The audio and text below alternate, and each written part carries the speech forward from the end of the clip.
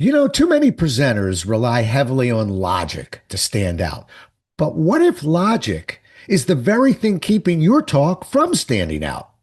On today's show, we're digging into why stepping away from linear thinking and embracing the unexpected can be the key to real differentiation, whether you're shaping a message, a brand, or a big idea. Ready? Let's go.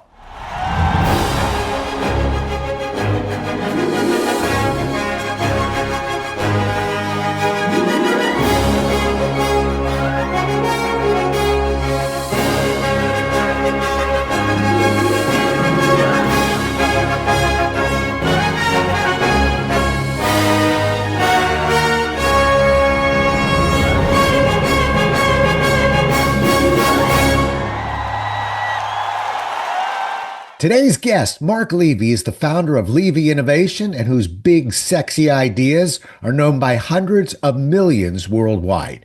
He's a two-time recipient of the National Speakers Association Chair's Award for Distinguished Service. He co-created New York City's highest-rated live show on TripAdvisor. His TED Talk, Using the Obvious to Stand Out in Life and Business, has been viewed over 1 million times.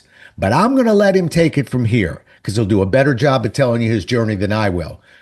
Couple of things you might watch, though, or listen for. He's got 2 to 2.5 minutes to get that story told. Hit the sweet spot, and he meets the challenge. Welcome to the show, Mark Levy. The floor is yours.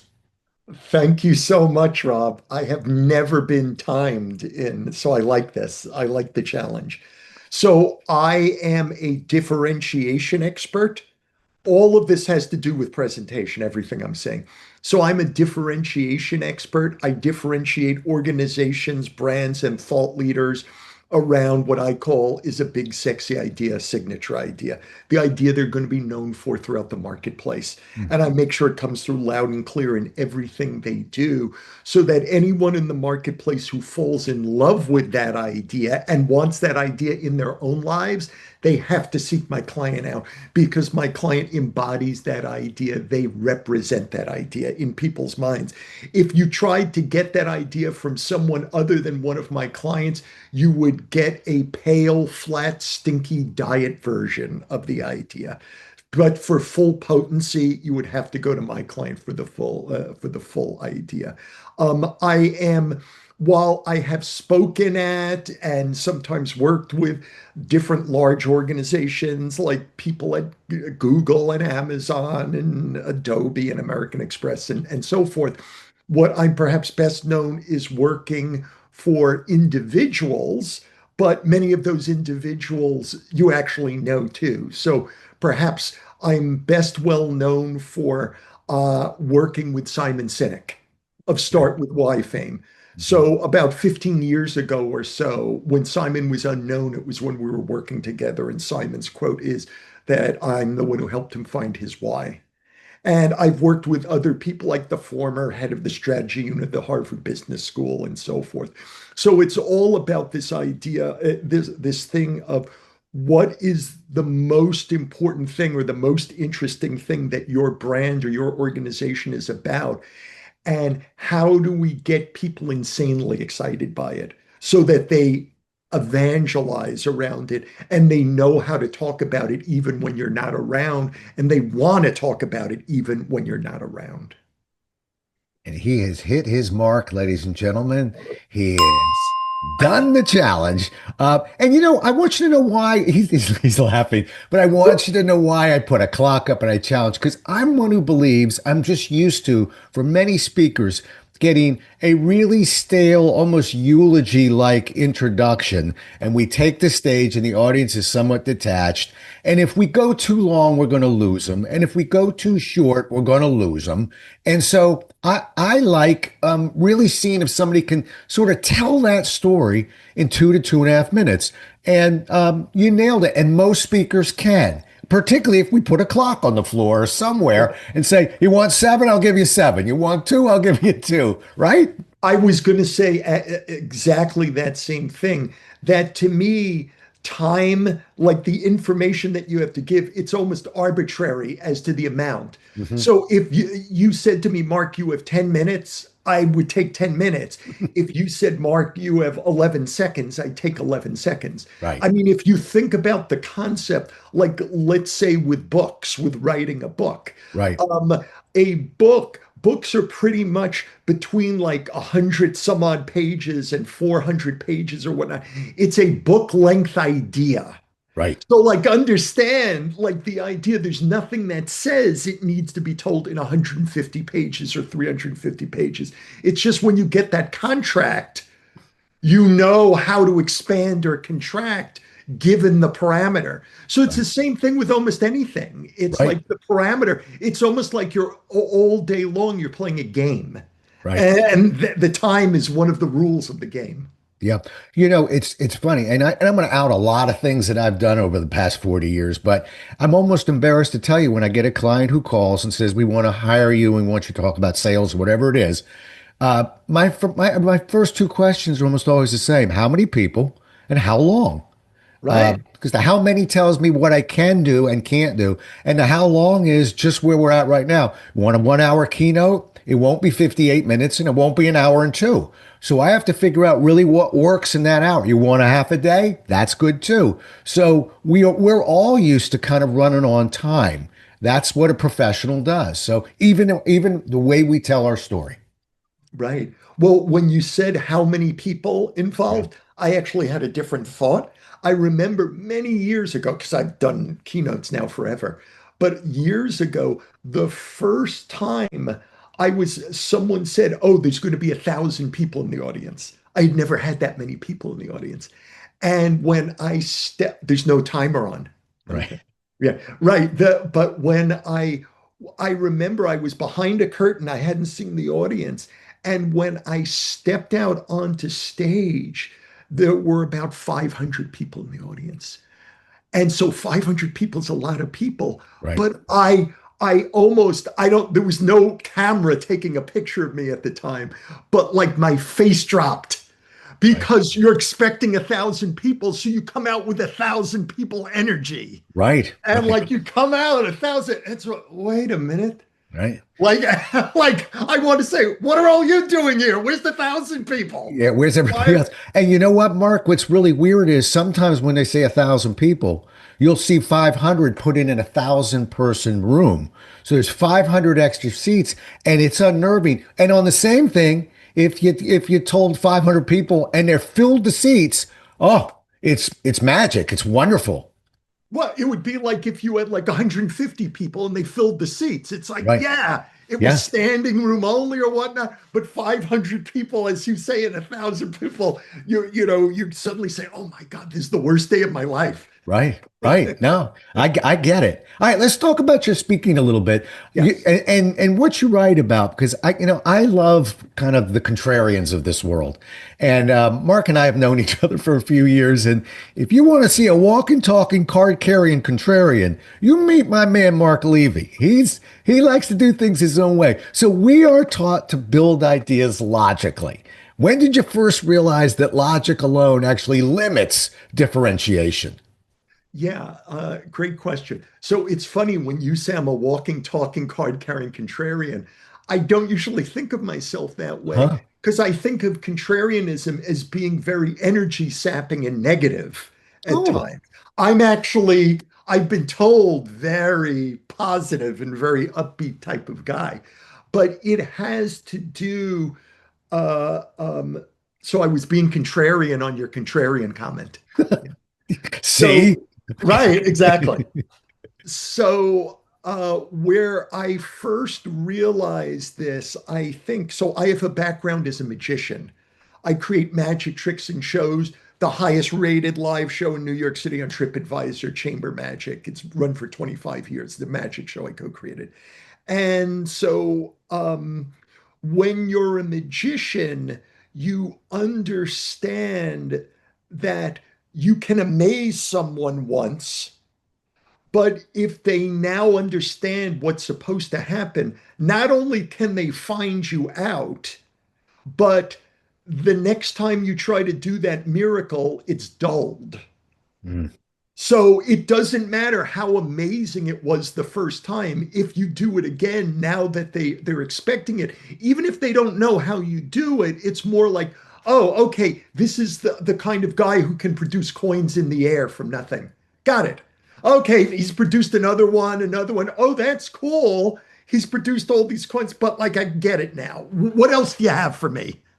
yeah, So when you're a magician, you understand, like, you not only have to create miracles, but they have to be novel miracles. right. So I just grew up, I've been a magician since I was a little kid. So I just grew up trying to think what's expected and now how can I defeat that expectation? Mm, That's always been, as a matter of fact, on LinkedIn a few months ago, someone asked me a question, uh, and they said something. It was about differentiation. What's the most powerful differentiation technique you know, or something of that nature? And I answered, I said, if I only had a minute with you, you were about to go on stage and we only had a minute and you needed my counsel on how to differentiate, I would say to you, what is the most surprising thing about your business? That when you tell it to people, they are shocked. What is that thing? What story, what idea, whatever it is they tell me, I'd say, good. That's your differentiation. Go up there. Like, right. feature that. That's what your whole talk should be about. Like that thing that surprises them most.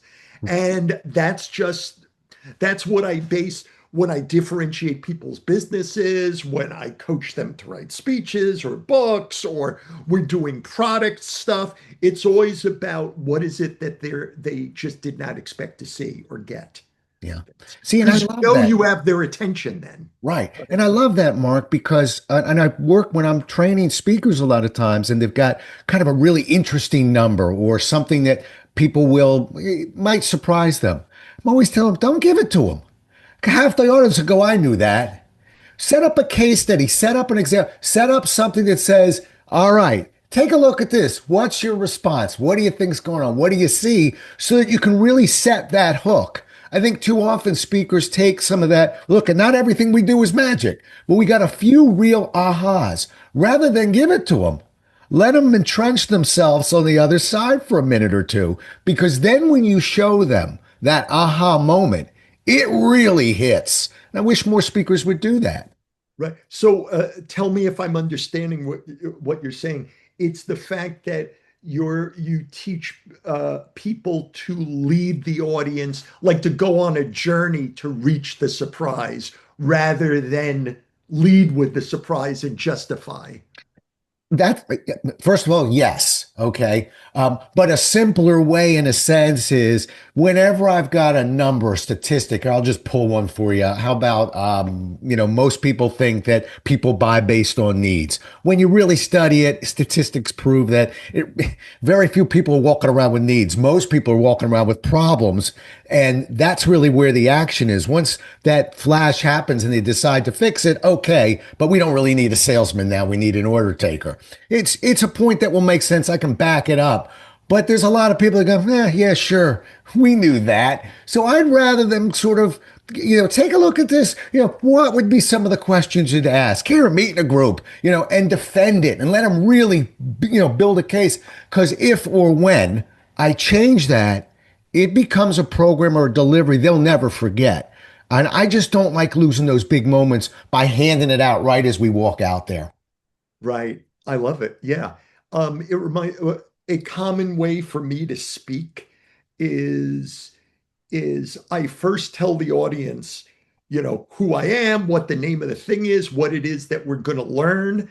And then I'll sometimes say, but before we talk about any of that, I have a story to tell you, or Mhm. I have something important to tell you, or Right. something like that. And I call it being my own opening act. Hmm.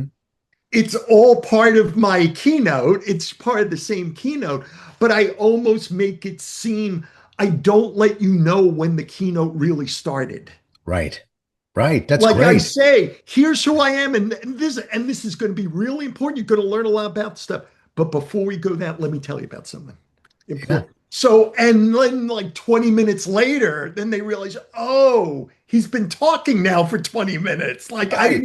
I just thought he was like triangulating the room or something and talking to me or Right. whatnot. See, and It's I very that's effective. to Yeah. me exactly. That's what I mean. Now we're putting some sauce on the presentation. We're flavoring this meal a little bit. Let me ask you something as a magician. Yeah. And I don't think I heard this from you, but I heard it from a magician. A magician once told me, he said, you want to take your second best trick and you want to get it up front. You want to hold the best trick for the end, okay? But the second best trick comes right out early, early, early to get the audience. And I've always sort of converted that to, okay, our best story will hold. We don't need to lead with the best story, but lead with the second best story because we want to grab this audience. Am I close as a junior magician on this side? Yeah. I have heard that schema. And as a matter of fact, I first read about that probably in the late 70s or the early 80s in a book on business writing. Hmm. So, in the book on business writing, they said, write down your 4 points that you want in your memo or your sales letter or whatever it is, and lead with the second best, the most second most important thing, and end with the most important. It should be two. It should.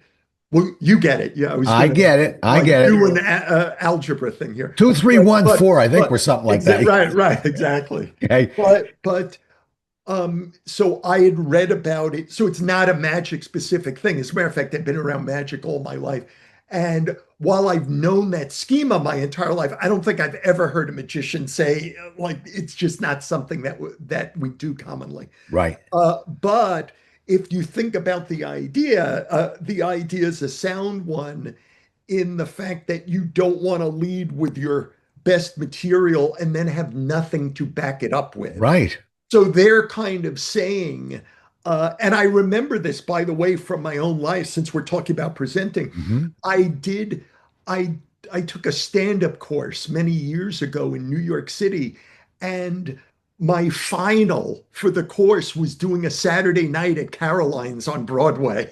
Wow. So like I got up there and there was a joke that at the last minute I had lost confidence in and I wanted to take that joke out. But I got scared that if I excised it at the last moment, I might forget what came after it and then I'd be up on stage looking like an idiot. So I said, screw it, just soldier through that joke that you don't like. Right. And anyway, I told that joke and the audience loved it. They were in hysterical, like way over the top than I expected. But here's why I'm telling you this story.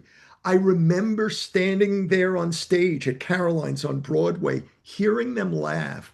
And I said to myself, man, if they like that, wait till they hear what comes next.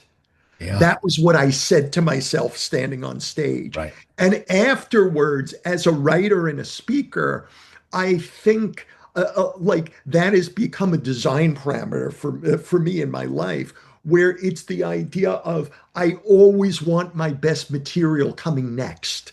Right. So, in other words, if something is less than super cool, I just don't use it Right. at all.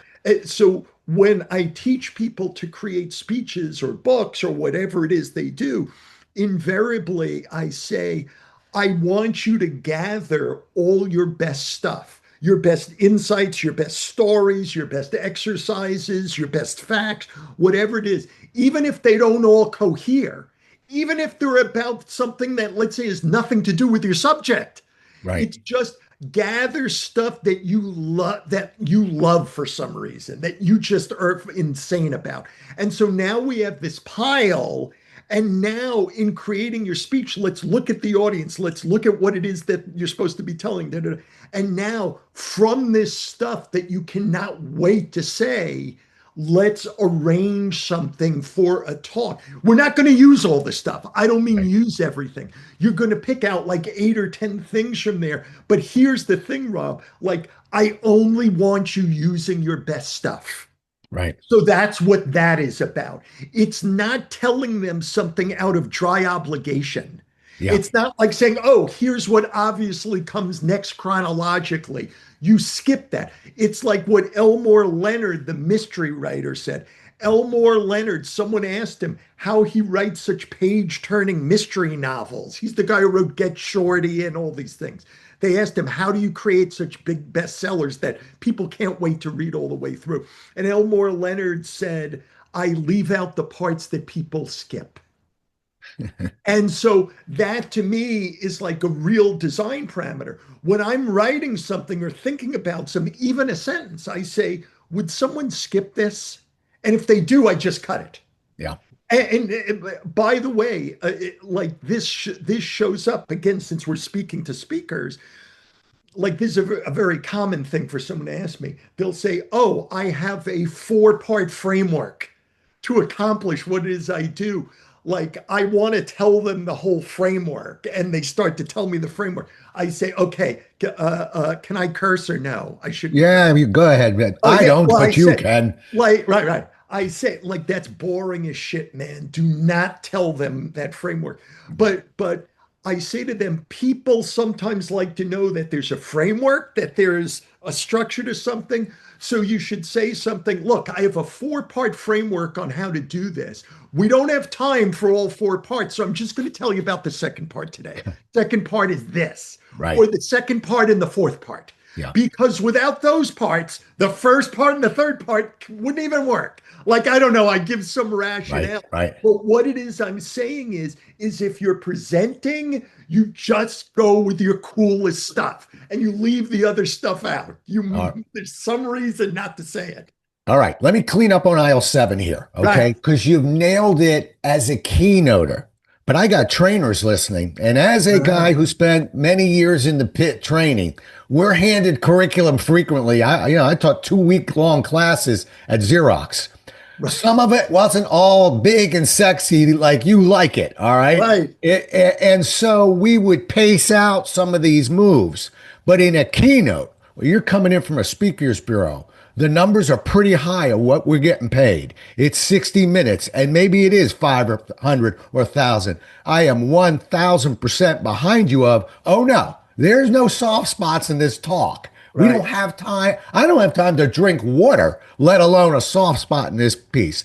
But I also want to tell you one other thing you did really well, and I think you did it unconsciously, and you tell me whether you were conscious. But I want people listening to know you did something really interesting when you were telling your story.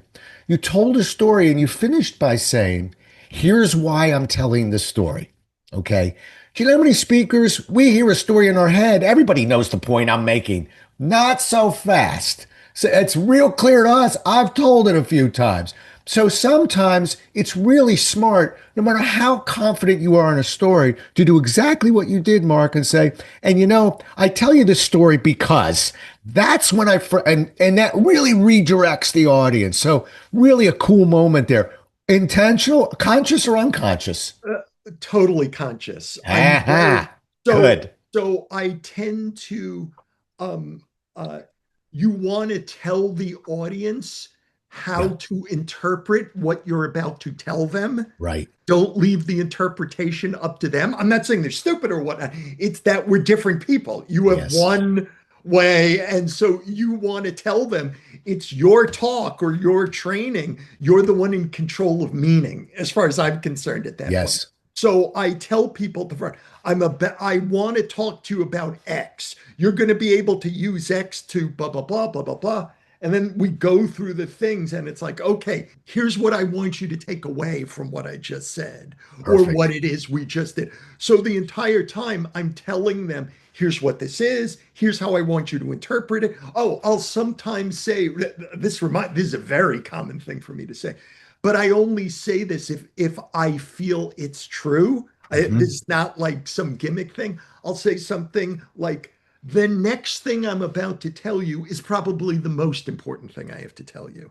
As a Right. matter of fact, if you met me 10 years from now and you remembered anything about today at all, I would bet every penny I have that what I'm about to tell you in the next 5 minutes is the thing that you will remember and come up to me and Right. thank me for sharing with you. Right. So listen closely. Right. And then I'll go into Right. Again, I don't do that for nothing. It's got to genuinely be Right. And suggested you currently. can't hit that button too many times, Exactly.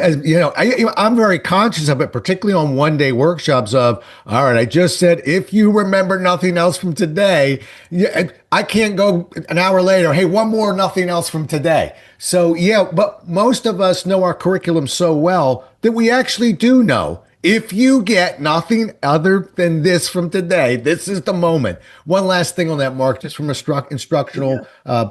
standpoint, a lot of times when we create openings to our presentation, and this word is misused a lot, but the word objective, which sometimes is, I want you to feel better about magic. No, that's not objective. I can't measure that. That's kind of curriculum speak.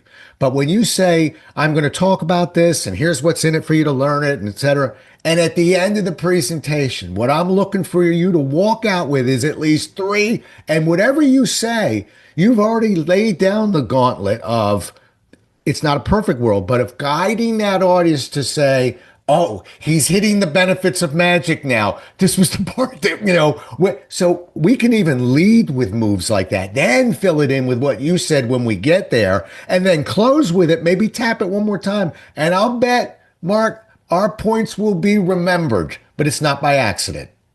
Oh, yeah. So, what I hear you saying, Rob, is, to make sure that I'm understanding, Hmm. is like you can you can give overt verbal structure as to how to interpret things at the beginning, during, and even after each segment. Yes, yes. Even, yeah. Yeah. And not only that, Mark, but, and I wish salespeople would realize this.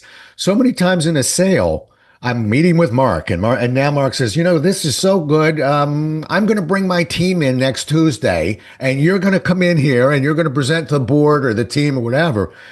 Believe it or not, we can take that same move and say in the beginning and at the end of the presentation, I'm hoping that you'll have enough information to support the idea that I brought in today. What everybody knows why they're there. Let's if you're going to daydream whether you want to support this or not, because I already told you what I'm going to ask you at the end. Why keep that a mystery and a kind of a clunky close? We set it up in the beginning, might even breathe a little air to it in the middle, but then we've got a nice easy transition at the end. Mark, I told you at the beginning I was going to come to each and every one of you and see whether I so that's how we can, even in a sales situation within a presentation, lay out what I want you to do or remember and then test it in the end. Related to that, I talked about a business writing book I had read in the late Mm-hmm. 70s, early 80s. So, additionally, another business writing book I think I had written in the 90s, um, by a guy named Bailey. He had talked about, and I follow this very closely. um, it's based on a similar thing that you and I have been talking about. He said that you should tell people right away your idea or your recommendation or whatever. This kind of goes against a little what you said in the beginning, but no, there's different styles of doing Sure. this. But he said you tell people what it is, like, here's what I want your recommendation on, or here's the idea I want to teach you, or whatever it is. And then you use the rest of your speech or your email or whatever it is to justify, to explain. But here's the reason, here's the rationale, which is, he said, this is what hits home for me. He said, because if people don't know what you want from them at the beginning, they will not focus on what it is you're saying or you're writing. They're going to zone out, or they're going to skim your email. They're going to be looking for, what does this dude expect from me? Right. Like, and so if you tell them up front, it doesn't mean they're going to agree with you. Like, I want us to do X here in the organization. It doesn't mean they're going to go along, but now they'll relax. Okay. And, now I get it. Here's what this is going to lead towards. And so they'll relax and be able to focus on your messages better Right. than if they're saying, wait a minute, what's supposed to happen? What's he Right. asking? Why is he, Right. why is he telling me this? Right. And Uh, Mark, unfortunately, many of us were scarred a little bit in the school systems because it's the complete opposite. if you think about it. It's we're going to learn history. But nobody's saying, and by the way, the most important part of the history is, this part. And at the end, I'm even going to ask you 4 questions about it. I wish that actually they would lean into this a little bit more because if the most important part is the history, we got our pens out. I'm reading that. I'm working on it. I know you want me to learn everything, but now we're talking about adults and we can't play games like that. So if we really do want people to leave, remember, not in a keynote now, but in a workshop, being able to do this task better, we want to tell them what's in it for them, and B, we want to tell them what's expected of them, and then drive towards that. It keeps the contact down a little bit. We wonder why people get a little upset in workshops. They don't know what's expected of them, and it can make them crazy. What do you see? Because while I've done a ton of keynotes, I've done very little training in my life. What's the difference between keynoting and training? Oh, that would be a show in itself. But I'll take a few swipes at it for you right now. One is Put on the timer. There we go. That's right. What's good for the goose is good for the Right, gander, as they exactly. say. All right. No, I won't go two. Don't worry. Biggest thing is it's a pacing thing. There's a lot more case studies, small group exercises, sometimes role plays. We'll slow down a great deal. So it's really more of a teaching environment. And so the techniques, usually the audiences are much smaller, a lot more intimate, more contact, frequently set up in a U shape. So that's what I mean in terms of, yeah, I can give it some time, but when you bring somebody in, I taught for Xerox for many years, and their jobs depended on them passing the course that they were taking. The greatest classes I ever had was when Xerox finally taught me how to be a great trainer, which is, listen, they're going to be tight. They're going to be anxious. They're going to be nervous. So tell them what's expected of them right in the beginning. If there's a test, they know it before we even start teaching the program. And if there isn't a test, they know it before we start teaching it. So all that gets explained. It's just a better learning environment. They learn more effectively because we're guiding them what really they need to know. Right. I love it. I love it. All right, now back to you. How dare you ask me a question? Exactly. Back to you. You're truly one of the most creative, if not the most creative person I've ever met. That's a big compliment, Mark, because number two-ish is me, okay? As far as I'm concerned. But I'm telling you, this is the king right here. Give me one creative move in a keynote, just kind of and I don't care how far back or how recent it is, but throw one out at us and give us an example of something creative that you've done that Well, maybe we could take a piece from. I remember I was doing a talk for EO, Entrepreneurs Organization University. And the guy, the MC, came out and he said, okay, our next guest is Mark Levy. And um, I wanted Mark to be here. This is the MC talking. I wanted Mark to be here. I think that what he has to tell, he's going to talk to us about how to market, how to stand out. And I think that what he has to tell us is insanely important for any of us who have our own business and are leading our own business. It's just absolutely essential. Know, though, that I had to fight to get Mark to come here. And it's because the hierarchy in EO, Entrepreneurs Organization, like they didn't want him. Like some of the things that he talks about on what he thinks you should do to stand out can seem a little questionable, and they weren't sure if this was the type of stuff that we should be teaching you. But I thought this is life and death stuff, like entrepreneurs starting business. So they need to know like all the arrows in the quiver. They can't like, let's let them decide what's important and what isn't, or what's ethical and what isn't. Like we should not do that. So, ladies and gentlemen, Mark Levy. Hmm. And, I walked out and I said, thank you so much. And I said, thank you for that opening, I guess. I guess, thank you. And I have a lot to tell you, but I'm actually really interested here based on what just happened. Like, I'm this marketing guy telling you, they said I was dangerous. I never think about myself as dangerous, but apparently they think I'm dangerous. I'm interested in what do you think I might be telling you that would be dangerous or like ethically questionable? As a matter of fact, I don't like just turn to your neighbor for a second and I'll give you like a minute. Or do we have a minute to do this? Can we do? Okay, yeah. Turn to your neighbor and it's like blah, blah, blah. Okay, great. Let's hear from some of you. Blah, blah, blah, blah, blah, blah. Okay. So this was all a plant. I told them like Mm, after we went through this whole thing, like I said, I wanted to know what it was you were prepared to do or not prepared to do without me influencing it ahead of time. So I came at like people were not, I'm not considered dangerous or any of those things. That was a pure bit of magic right. to get their purest thinking on the subject. So that would be an example. Is Yeah. that, and it went over great. Yeah.